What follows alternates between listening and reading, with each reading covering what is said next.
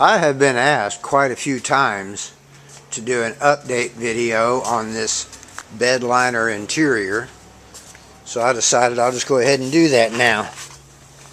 And I'll have to tell you, I'm really well pleased.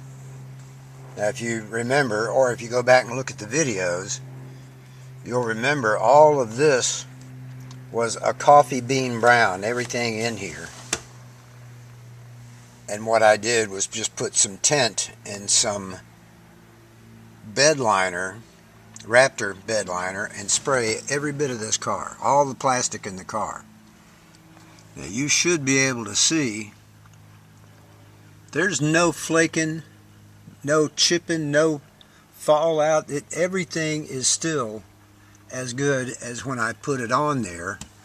What is now, well, I'm 2 or 3 months shy of 4 years ago since it's been on the ground and driving around, and everything has held up really, really well. Well, this is vinyl material and that's the plastic. All of it has held up really well, and you can see, or you should be able to see, that I have not cleaned this car up for you on this video at all. This is how it is. This is my driver. This is my everyday getting around car, because it's a heck of a lot, gets a lot better mileage than the El Camino does, and I built it to be my driver. Now here is the thing I really, really like about it. I don't obsess over this. In fact, I do barely anything. At this point, the best thing about it is when it's time to clean up, you get just a barely damp rag, wipe it over there, and you're done. You just wipe it down and walk away. It's done. That's finished. That's all you do. There's no armor rolling. There's no fretting over it. You just wipe it down and you're done. And that's the way it's been for nearly 4 years now. And this car, like I say, it doesn't get babied. The reason I built this car, I take a lot of road trips, and when I do, I camp out at state and national parks. I put a bedroll back here, and this is where I sleep. And I sleep comfortably back here. That's, in case you're wondering, it's from the back of the seat back there is 6'2", and I'm 5'10", so it works out really well. Everything has been just dandy. Now let me show you something here. The biggest reason, well, one of the things rather, that I wanted to use this Bedliner, because it was just a used up wagon when I got it, and this, especially right here, all along here, because of the sun, it was sat outside its whole life, and the sun had really just worked on that plastic there, and it was chalky and flaky, and I wanted to do something to make sure that that didn't get any worse, and it hasn't. This has held up so well. It's right in the sun. Of course, it spends most of its life under a carport here, but still.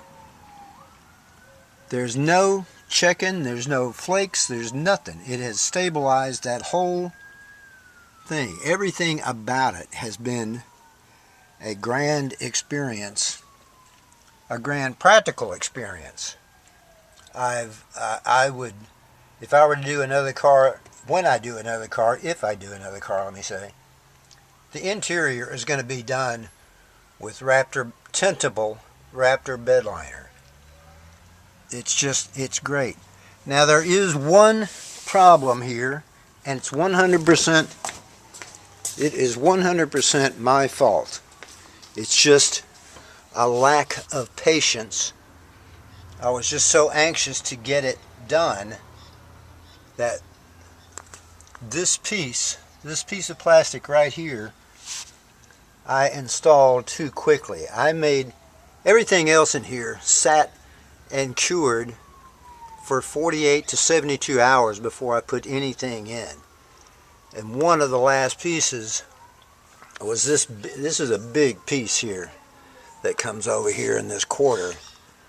And I sprayed it one afternoon, and then I put it in the next morning. And when I did, not even 24 hours, when I put it in this little channel, you should be able to see I wrinkled that bed liner right there where it snaps into this channel. I started to take it back out, and I said, no, I've made a mistake. We'll live with it, and it'll be a little experiment. And it has stayed that way for nearly 4 years. I don't pick at it or anything, and it hasn't fallen out. But there's a little word to the wise. Should you do this, let everything cure good and hard before you go to set it, because when it feels like it's done, it's not. Give it 48, give it 72 hours. Let the stuff get really hard and then install it. Like I say, this is where I sleep back here, and I take everything with me in a little 4x4 trailer. Well, there's the trailer right there, which I can disassemble and hang on the wall so it's out of the way. And everything, wheels, tires, fenders, everything is inside an axle. The tongue hangs up right there, but everything else will fit right in it, and it's out of the way, and I don't have to park it on some trailer lot or wherever I'd have to park it. But I'll tell you, like I say, if it's not 40,000 miles, it's near 40,000 miles. This right here, that's not chip, that's dirt. Watch this. It's just dirt. Because like I say, I didn't clean it up for this video. This is how this thing drives. Every day, if there's a chore to be done, I'll do it. And when it's time to go on an extended trip, this is what I take. And that interior has really done well. I built it to be low maintenance. This is a single stage paint job out here. I don't worry with it too much. If it gets really crusty on a road trip, I take it into a car wash, park it in there, and throw my, well, I was going to say 25 cents, but now it takes like $2 to do a car wash. Wash it down and carry on. It's been a good experience. It's a good product. It's a good way to go. I will absolutely do this again on interior pieces for another car. Alright, there's your video, everyone. Summer's coming on. Have a good one.